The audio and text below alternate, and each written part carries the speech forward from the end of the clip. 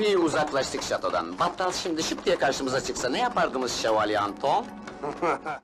Tarihi şahsiyetiyle menkıbevi şahsiyeti gerek kaynaklarda, gerekse hafızalarda birbirine karışmış, Endülüs'ten Orta Asya'ya kadar bütün Müslüman milletlerin ortak kahramanı haline gelmiş olan Battal Gazi'nin gerçek kimliği ve efsanevi kimliğini öğrenmeye hazır mısınız? O halde çayınızı kahvenizi hazırlayın ve arkanıza yaslanın. Tarihi bir yolculuğa çıkıyoruz.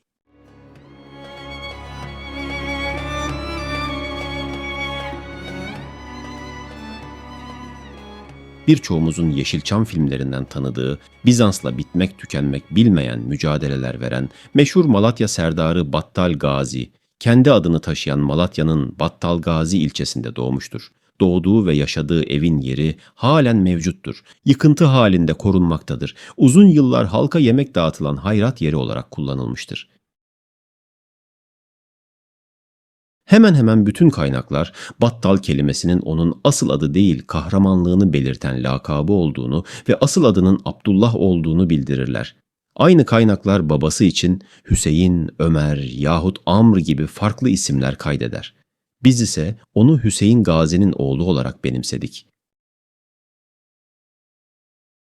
Battal Gazi'nin 717 ile 740 yılları dolaylarında Emevilerin Bizans'a karşı yürüttükleri mücadelelerde rol aldığını ve hem Müslüman hem de Hristiyan kaynaklara yansıyan efsanevi şöhretini bu sırada kazandığı aktarılıyor. Evet, 690 ila 740 yılları arasında yaşamış Battal Gazi, bilindiği gibi bir Selçuklu veya Osmanlı cengaveri değil, aslen Emevi vatandaşı bir Arap'tır.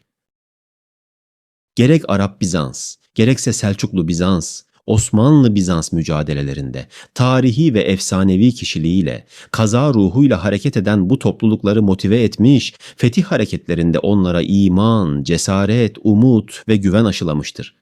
Böylesi bir isim olması dolayısıyla da hakkında çok sayıda menkıbeler oluşturulmuş. Ortaya Battalname adıyla anılan eserler çıkmış, edebiyatın ve sinemanın konusu olmuştur.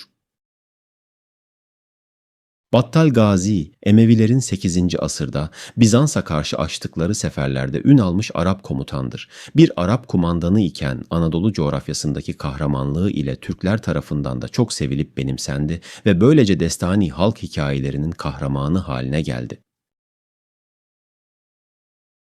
Battal Gazi destanında ve halk hikayelerinde Emeviler zamanında Arap ordusuyla birlikte İstanbul'u kuşattığı anlatılmaktadır. Kuşatma hem denizden hem karadan yapılmış. Fakat başarısızlıkla sonuçlanmıştır. Destanda Battal'ın düşmanı Arap komutanına oyun oynayıp kuşatma başladığında İstanbul'a geçerek imparatorluğunu ilan eden İmparator Leon'dur. Arap tarihinde 2. İstanbul kuşatmasının tarihi 717 ile 718 olarak belirtilmektedir.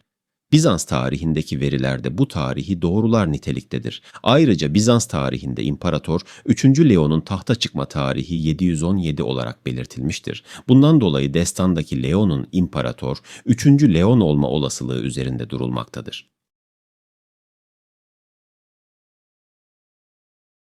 Destanda Battal Gazi'nin kuşatma sırasında 20'li yaşlarında olduğu söylendiği için Battal Gazi'nin doğum yılının 690 ila 695 civarı olmasının olası olduğu düşünülmektedir.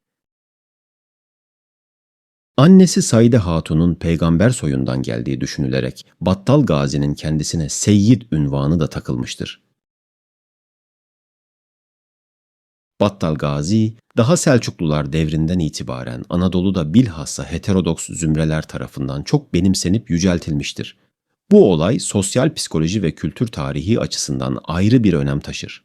Burada dikkatlerden kaçmaması gereken husus, gerçekte Hazreti Ali ve soyuna hiç de iyi gözle bakmayan bir hanedana, Emevilere mensup bir şahsiyetin bu niteliğinin unutularak en ön safta gelen bir evliya mertebesine çıkarılmış olmasıdır. Böylece tabiri caizse Emevi kumandanı Battal Gazi, heterodoks Türk zümreleri arasında yerini Hazreti Ali soyundan gelen Seyyid Battal Gazi'ye bırakmıştır. Battal Gazi 740 yılında bugün Eskişehir'in güneybatısında yer alan Seyit Gazi kasabasının bulunduğu antik Akroinon mevkiindeki bir muharebe sırasında şehit olmuş ve oraya defnedilmiştir.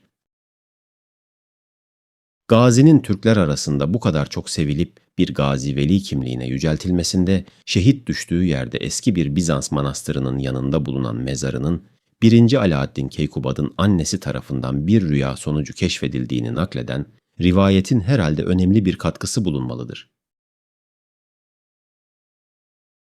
Nitekim 1. Gıyasettin Keyhusrev hanımının arzusuyla buraya derhal bir türbe ve bir de mescit yaptırmıştır. Böylece ileride Osmanlılar devrinde büyük bir külliye haline gelecek olan binaların ilkinin temeli atılmış oluyordu.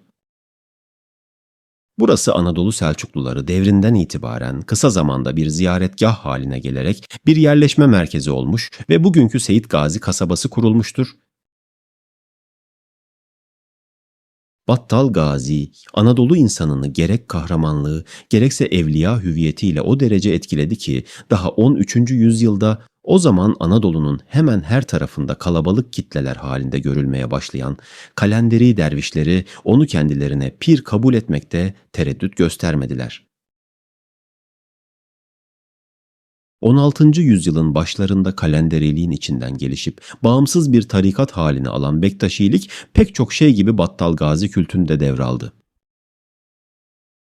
Battal Gazi'nin kahraman bir evliya olarak günümüzde hala halk tarafından saygı gördüğü ve başta Seyit Gazi'deki ve eski Malatya'da Aspuzu Bağları içindeki türbesi olmak üzere ona nispet edilen diğer türbelerin büyük bir saygıyla ziyaret edilmektedir. Gazi adına hala romanlar yazılmakta, sinema filmleri yapılmaktadır.